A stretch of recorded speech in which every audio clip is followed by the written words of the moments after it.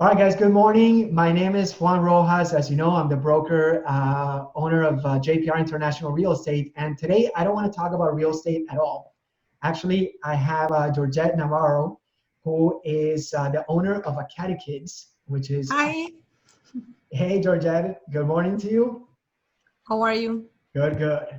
So the reason that I wanted to have her on is number one, our little one Pablo has been going to Academy Kids for many years since he was like 7 months old, and so not only do we trust her and her daycare 100%, um, but also in me talking to clients and friends and parents and dads and moms and grandmas, um, everyone is trying to figure out how to deal with the little ones at home. So I figured it'd be kind of fun and hopefully very helpful to get some insight as to how they do it in real life, because we can barely figure it out. Okay. So It's that, easier than what you think. well, you tell that to them.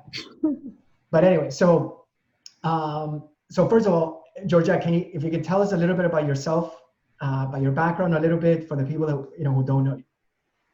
Okay, my name is Georgetth Navarro. I'm a mom of two kids. I have a 14-year-old and 11 years old. I've been in the childcare industry for 11 years. I think it's quite a little bit. I honestly love what I do. I don't see myself doing anything else. It's challenging, but it's rewarding because once you walk in through those doors and you see all those kids, running to you, saying hi to you, and just like they say, "Oh, I miss you. Oh, you look so pretty today." I know it's part of the experience. It's very rewarding. Of course, it's awesome. The other day, for you guys, who aren't involved with her, they did like an online, like a Zoom meeting, a video meeting with all the kids the other day. So there were, I don't know how many, probably like They 15 were or like 17, 18. okay, 7, 18 little, like 4-year-olds, and you should have seen your face because you had a smile from ear to ear. I mean, I was looking like from the side because all the kids were just like in front of the camera alone, but I was looking from the side, and the teachers had a smile from ear to ear, and the kids, were super excited to see their friends again. Honestly, it's very rewarding and it's fun. Like you get to have a lot of fun while you're working with them. Like the whole day it's fun. It's a fun experience. Good, good.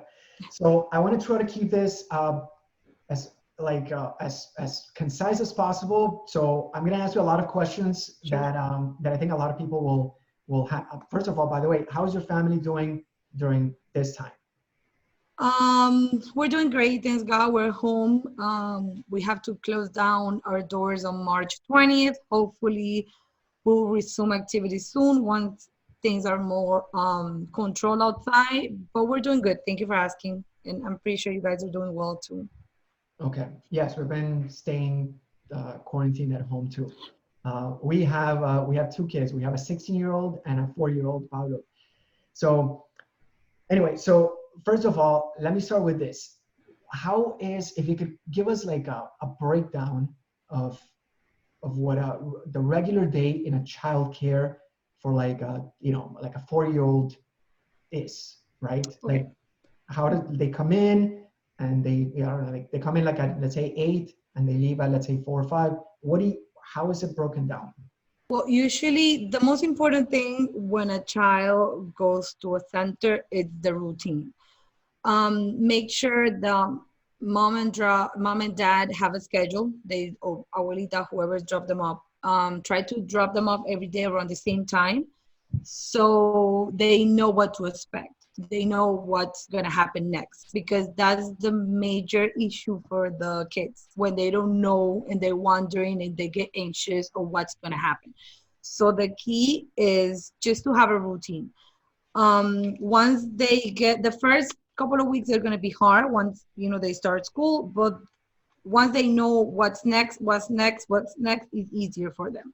So the usually the key is the routine. First in the morning they get usually we suggest the parents, if you don't have the need to drop them off very early. I mean, we open up at 6:30 and we close 6:30 in the afternoon. So it's 12 hours literally that we're open. I have kids that the parents go to work super early, so they drop them off very early. I have some of them that they drop them off around 8, 9. Usually our learning time starts at 9. From 8 to 9, we have breakfast. They all outside, they eating breakfast. When they finish, they go inside to the rooms. We separate them by ages. So they're gonna be in the room with the same peers, and they're gonna have kind of the same activities. What they do is they go in the areas, they have learning time. I mean, they have reading time in that in the morning until we're ready to start activities. At 9, everybody goes to their own room. For example, it starts with circle time. Circle time is we all sit in the carpet, we all greet ourselves, good morning, we talk about the day, how's the weather. We do attendance, we name everybody that it's here, that it's not. We ask about how's the day. If it's Monday, we ask about how was the weekend, what we did on the weekend. We did something new, we had a family member visit, little things like that. And then after we try to, like, I'm talking about 4-year-old, we try to maintain circle time as long as they're engaged, with open questions, all of them participating. We sing songs, we go through the ABCs and the numbers, but we try to do it no more than 20 minutes, I would say, without age. Honestly, if you see that they're engaged and you could extend that a little bit longer, you do it. If you see that they're not too engaged, you could cut it. You could cut it as you feel that they're participating. Okay, so I know that sounds simple, but it's very structured. Yeah. So okay, so let's just take to, like, let's say the 4-year-old group, right? And I know you probably have like different. We start in infants, and the youngest one are infants, and then the oldest one are 4 years old. The ones they leave our center, they're 5, so they will be ready to kindergarten.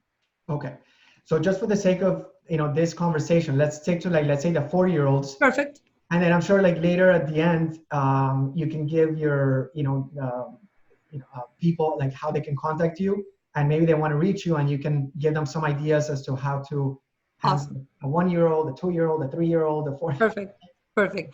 So like I was telling you, circle time, it's like the morning greeting. When we talk about the morning, we talk about how was the day, how's the weather. We try to incorporate a lot of things in that time. We incorporate the weather, we incorporate numbers, what day of the week, the calendar. We do a lot of things in that moment. After that, then we go to the learning time.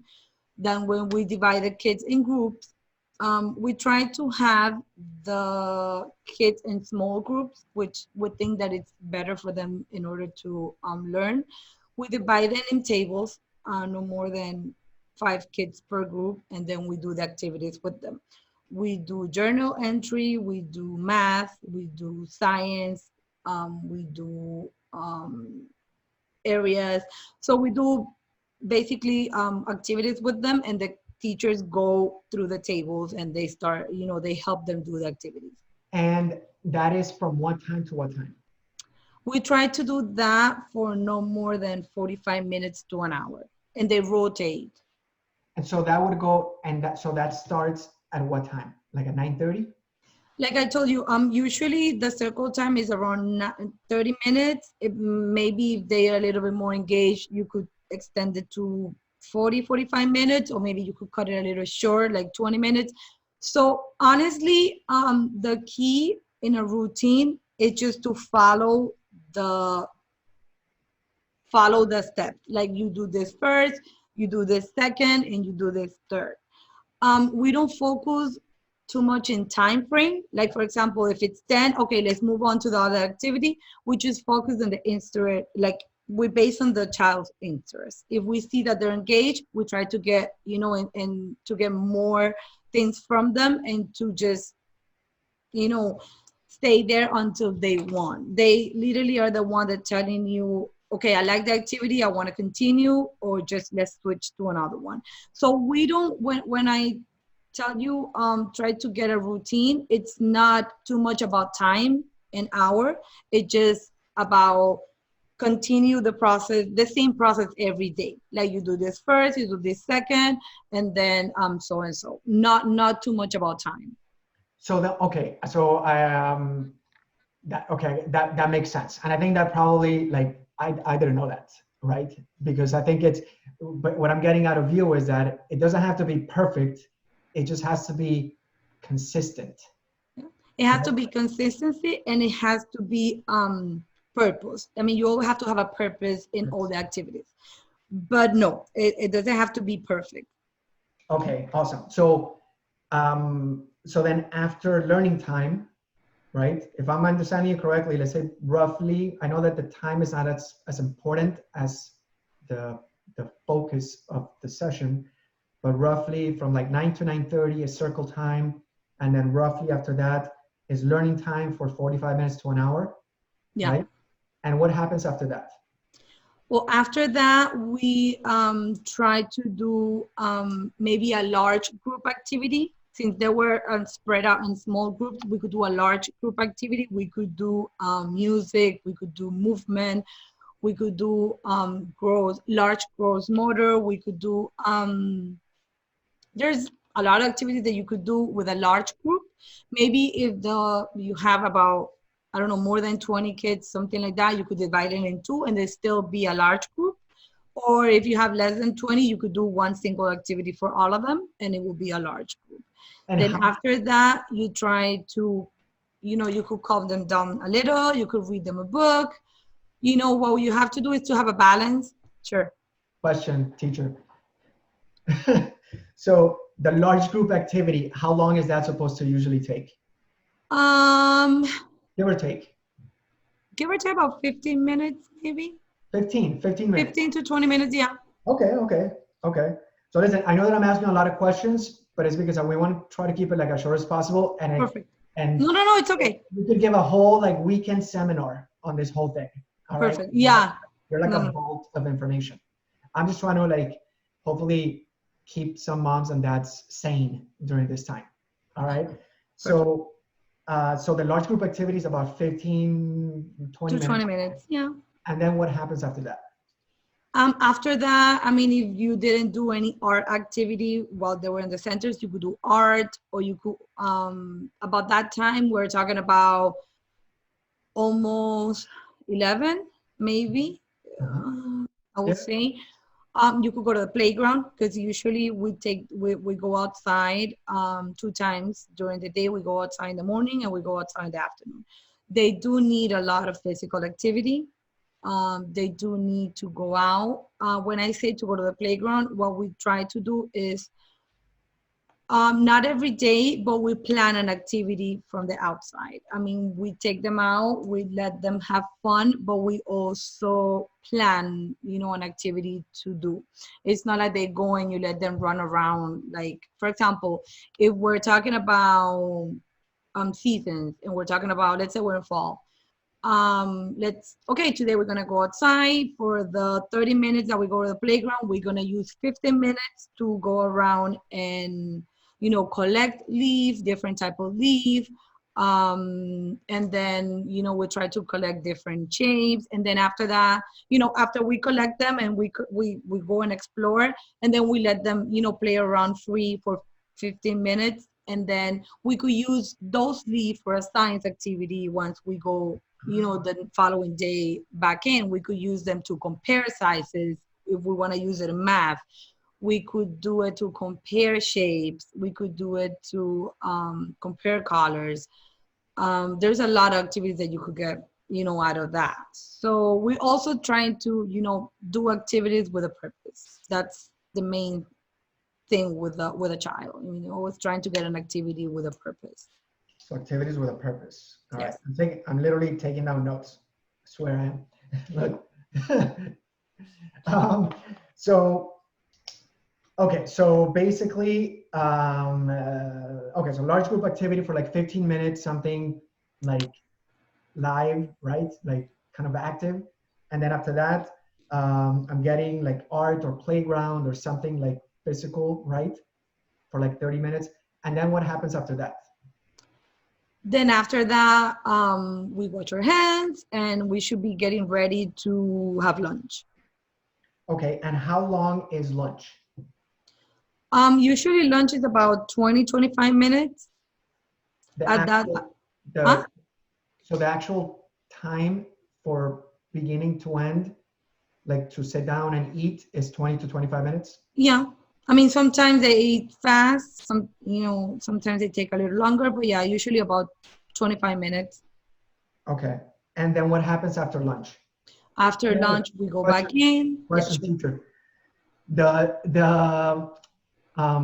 What type of lunch do you guys give them? Well, Is it like McDonald's? Is it like no, we don't cook. No, we don't cook in the center. What we do, we have a catering company that they provide us with the food, and the catering company follows the USDA guidelines and the menu. So it's very nutritious. We try to give them veggies. We try to give them protein, fruits. So it's very balanced and nutritious for okay? them. I'm laughing because Pablo loves rice and beans. We have a couple of days rice and beans. We have it's very. I mean, luckily the catering company that we have, it has a very various menu. One day we have pizza, one day we have chicken nuggets, one day we have rice and beans and picadillo. So it's very mixed for all different tastes. Okay, but for the most part, it's like it's It's nutritious. one starch, one protein, fruit, and they always have milk for a drink. Okay, okay, cool. All right. So what happens? So after lunch, what happens? After lunch, we have some of them that are part-timers, so they leave home. Okay. And then we have some of them that require aftercare, and they stay in the center. We try to after that we go in, they wash hands, then they take a nap. Some Question, of them, sure. question, teacher. So they wash their hands before lunch, And after lunch, they have lunch, and then they wash their hands after lunch. yeah. Okay. I'm taking And notes. every time that you change from, like, for example, if you're doing art and you change to an activity, we wash hands. We make sure that hand washing, yeah, hand washing is very often.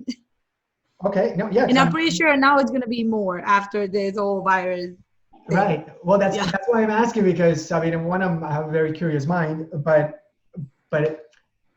but I can see that even washing their hands takes 5 minutes. Yeah. Whatever, however, I don't know, two, three, I four. mean, the proper hand washings, I'm pretty sure Pablito knows already. They have to sing happy birthday twice. So it's about 20, I would say about 20, 40 seconds. Right. Okay. Cool. Sounds good. Okay. So they wash their hands. They have lunch, right? They get They dirty. wash their, yeah, they wash, And then they wash hands after. And then what happens after that? they go in and we call it nap time. Nap What we time. do is everybody lays down in the little cots. Each one, they have the little cot. They go, they lay down. Some of them sleep, some of them no. The teacher sometimes the teacher, what they do is she reads them a book, a story, and then after that they just, it's a relaxed time. They don't have to sleep, but they have to relax. They have to calm down. Question. So lunch, wash their hands, and then they read a book to relax them. And And then, then you could do that while they're in their bed already. You take the okay.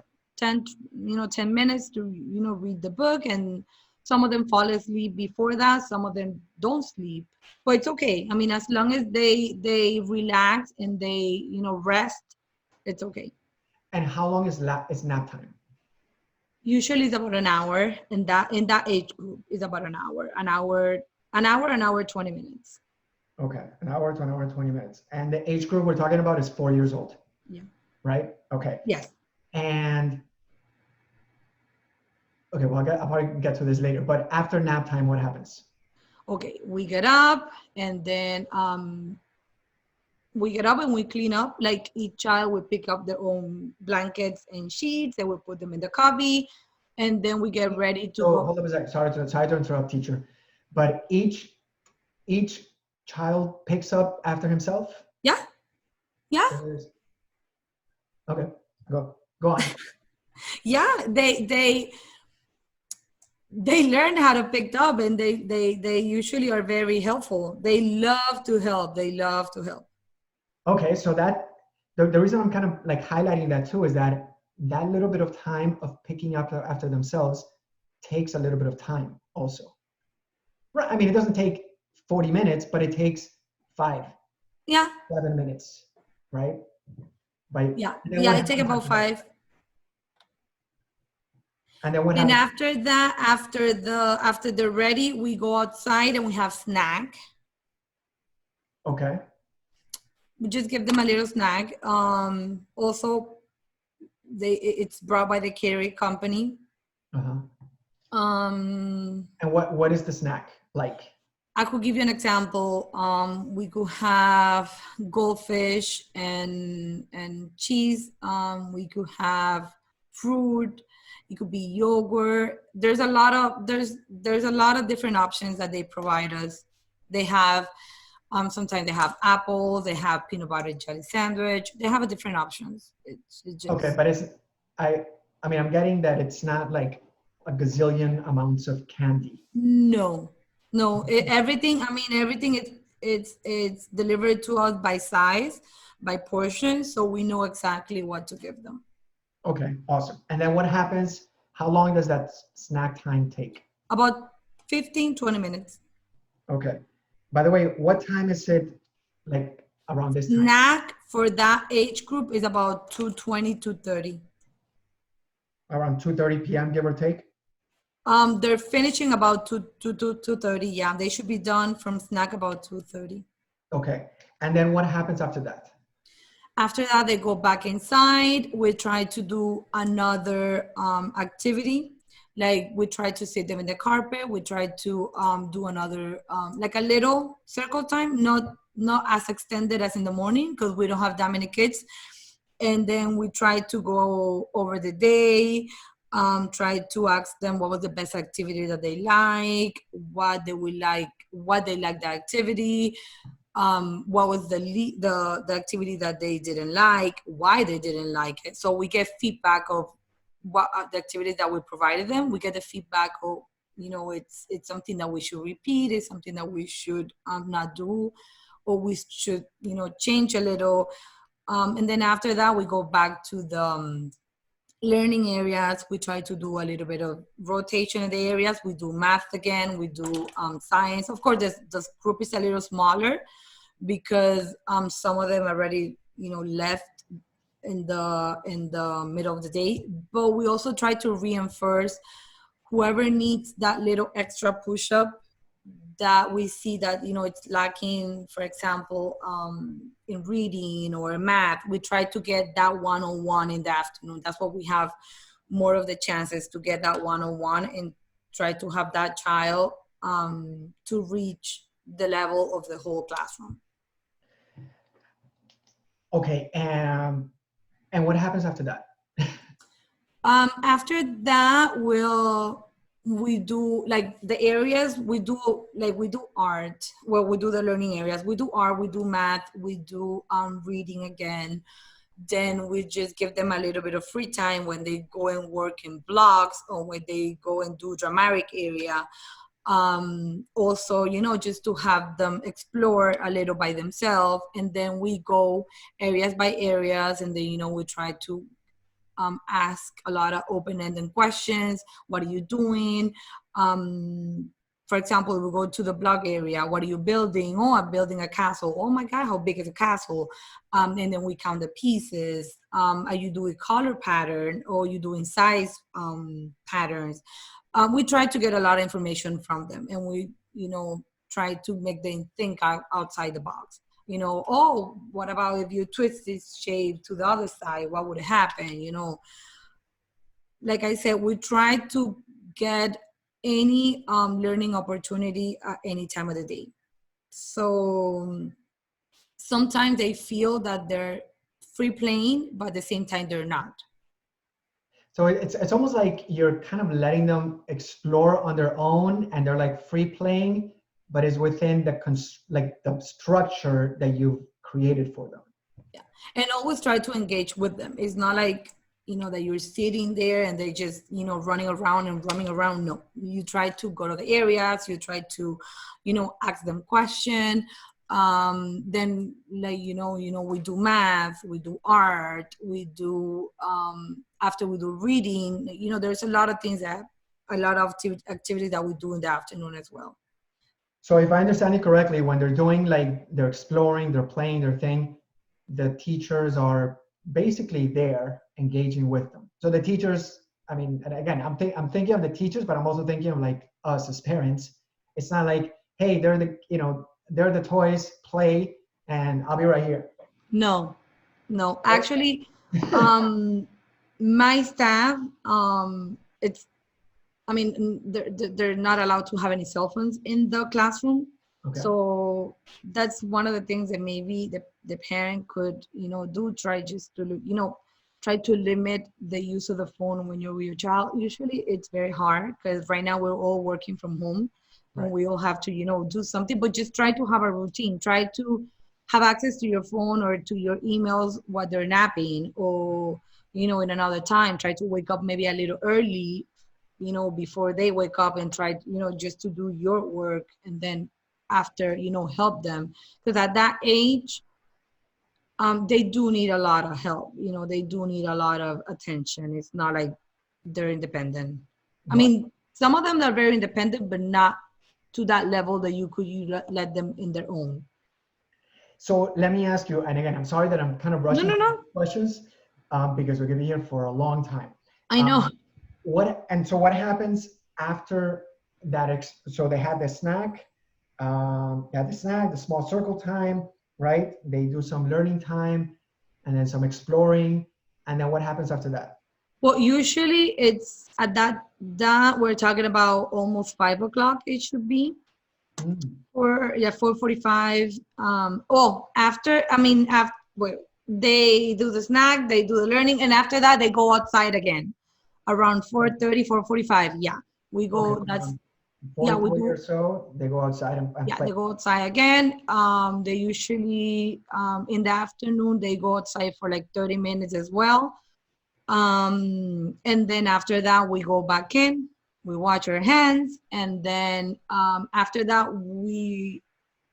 they don't go to each room. What they do is we regroup them by age as well, because at that time it's almost dismissal time. So some of the kids are leaving, and we try to group them, about, for example, the 4-year-old with the 3 years old together, and then we group the 2 and 1, and then we give them also activities, but in smaller groups. Like maybe we could do table activities, we could do puzzles, we could do reading, we could do any calm activity, because they're ready to go home. You don't want to get them too excited because they're about to go home. Because you're about to hand them off to us.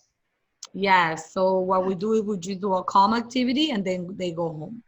That's funny. That's I mean, I'm literally taking notes, because you're saying, a calm activity, right? Which, it's a long conversation. So let me ask you a question, because I have so many questions. So I guess this whole schedule is from like 9 and 8:30 in the morning until 5 o'clock in the afternoon, right? Which is like pretty much what like we've been doing with our kid. But which, by the way, Melissa, my wife, she has totally copied your structure, okay, for the record, and that's how we've kind of managed to keep Pablo, our 4-year-old, like somewhat under control. I know that sounds bad, but just with a certain routine, right? But she's definitely like copied your schedule almost to a T, and I can tell you that it's helped. I think it helps him, but it also helps us. Yeah. He feels like there's something, like he actually knows, okay, now it's time to wash my hands. He knows that that's the routine, and then it also gives us some sanity, because he's not bouncing off the walls. Of course, and maybe it's a change of setting. I mean, he changed the setting of the school for the setting of the home, but not the routine. So it's not too much of a craziness Right. for them, at least. Let me ask you a question. Is it really important to have a structure? I think that's the key. That's the key. Because like, I'm not a childcare expert. I literally like we just copied what has been worked. Like, I think like Pablo has been doing good, right? But I never really understood like the whole structure. So like the washing his hands, like the playing, that like some of the things that he actually does at home now, like with us in quarantine, I can see where they're coming from. Like he explores in the backyard, he explores in the living room, right? And like so sometimes my wife and I are asking ourselves like, where did he get this? And now we know where he got it. It's because he's been exploring for the last 4 years. Like for example, we said today we're gonna go on a hunt inside the classroom. He goes on a hunt all the time. Yeah, let's go on a hunt for round shapes, and then we start looking for round shapes all over the classroom. Let's go on a hunt for red color, and then we have all the kids gather items of a red color. Little things like that. You could do that at home too. Let me ask you another question. What about like calling their attention? Because I'll tell you, like sometimes he is more, I don't want to say afraid, but he's more, he cares more about like his teachers knowing that he did something bad than us, right?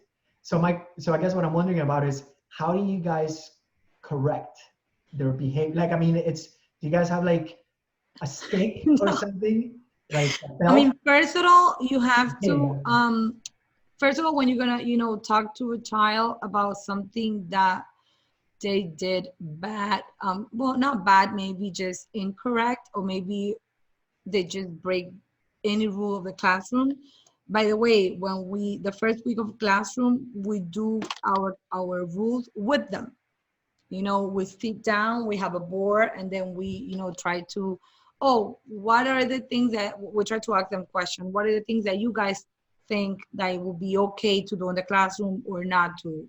So since they prepare the rules, they know exactly more or less what to follow.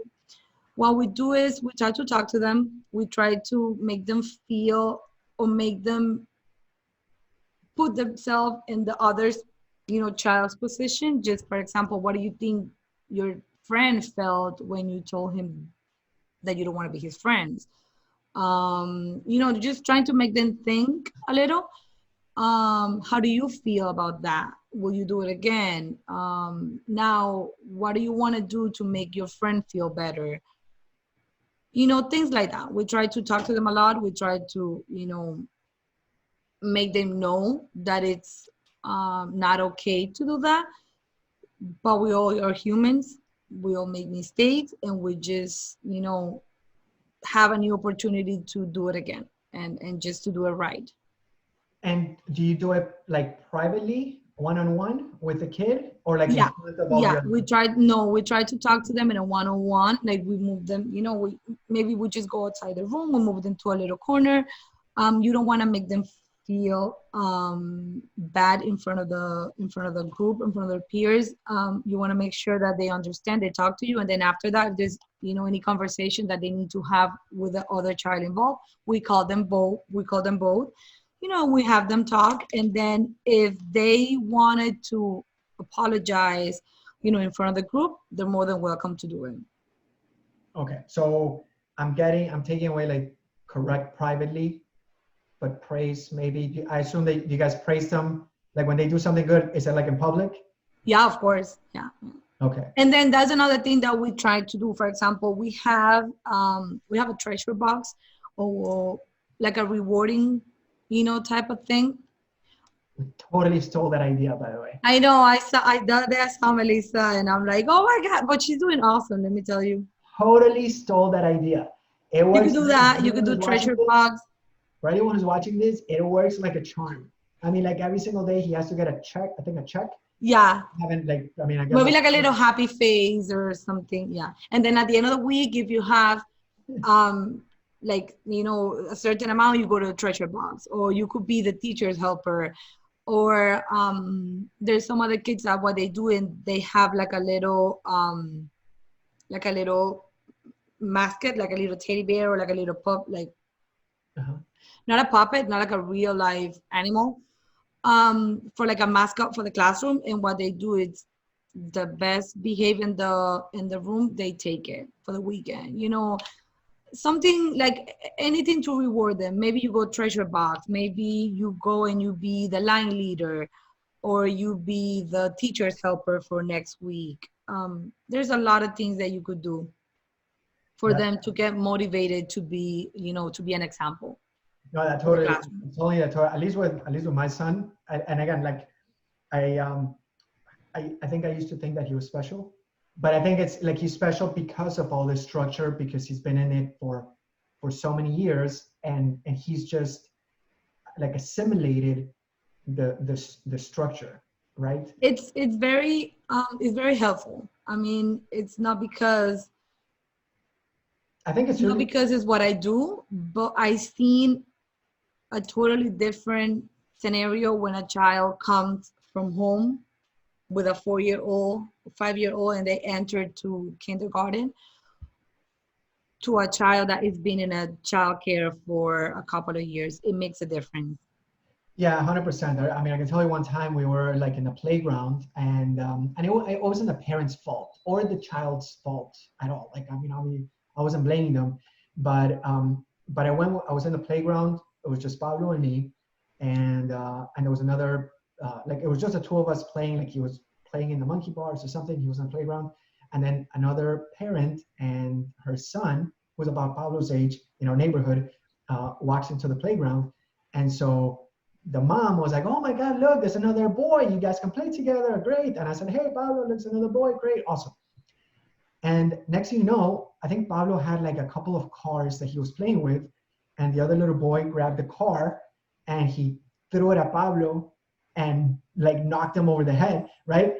And Pablo didn't even cry, but he was like, what happened? Like, this is not right. Yeah, like what? Why are you throwing stuff at me, right? Like, and he couldn't even like Pablo couldn't even verbalize it, and I'm sure the kid didn't even know probably exactly why he did it. Like it wasn't because he hated my son. It was just, I guess maybe that was his attempt at getting his attention. I don't know. I'm not a psychologist, but his mom told me, he's like, listen, I'm sorry. It's just that he's not really used to playing with kids because we keep him at home. He's not in daycare. I've been wanting to put him in daycare, and like I said, okay, yeah, don't worry about it. And she goes, wow, your son is so well behaved.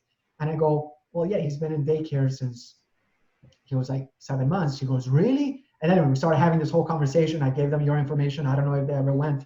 But the point is that I think 100%. I'm not saying that every single kid that isn't in daycare is like that. But I mean, it's not because you put them in a daycare, they're gonna get that. It's a matter of putting in the daycare and work with the daycare. I think this is something that we work together, the parents and us. Because if we have a structure at school and we have a setting, but we don't have it's like when you're gonna start party training. That's something that we have to do together. oh my Because God, that's a whole other interview. because if we do it in the school and you don't do it at home, basically we're not gonna get to a goal. We might get, but it's gonna take a lot of time and a lot of effort. It's the same way with the routine. It's the same way with the structure. I mean, if you put a child in the center, but you bring them every day at a different time, or you bring them out of the 5 days a week, you bring them 2. I mean, the child is not gonna get the same routine and the same structure, and it's gonna take longer to adjust than a child that comes every day, comes around the same time. I mean, I'm not telling that you have to be in the dot every day at the same time, but usually around the same time. We all know that sometimes we have things that comes up and we have to maybe get a little late, which is okay. But also For example, let's say today you're gonna get there a little late because you're gonna go to the doctor. Talk to your child about it. Tell them, listen, we're gonna get up, but we're gonna go to the doctor because you have to, see the doctor. You have to get a check or whatever. But then after that, you're gonna go to the school, so they know that after that they're gonna go to the school. If you plan from the doctor, take it to the school, leave the house with a uniform on, so they know that they're gonna go to the school after.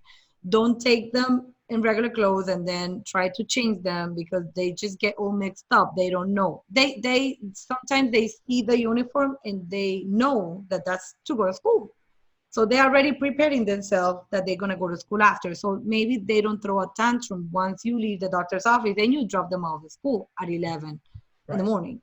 So if you do it in a different way, if you take them in regular clothes and then after that you take them to school and they just get confused. They'll be like, okay, wait, this is not the clothes to go to school. Then you want to change them in the car in front of the school, and they're gonna throw you a fit, and then you don't know what to do because honestly, it just it's you take them in. You are taking the kid out of the routine. So that's what's gonna happen. They're gonna throw a fit on you.